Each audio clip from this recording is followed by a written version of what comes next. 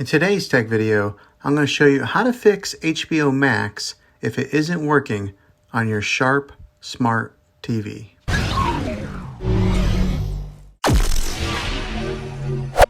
If you are getting ready to sit down and watch a movie or a show on HBO Max and it isn't working, it can be really frustrating. Well, I'm going to show you a few really simple ways to try and solve your problem and get it back up and running again. The first method, and it's probably the easiest one to try, is to try and unplug your TV from the wall outlet and wait 60 seconds.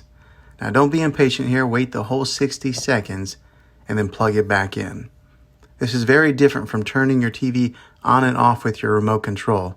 This is what we call a hard reset of your TV, so make sure you try this method. If that doesn't work, then find your router that is giving you your Wi-Fi connection and unplug it for 60 seconds. Then plug it back in. This will reset its signal and connect it to the internet again. If that fixes your problem, great. If not, let's go on to the next method. Try deleting the HBO Max app off of your TV. Go to wherever the apps are located on your system and remove the app altogether. Then reinstall the HBO Max app again.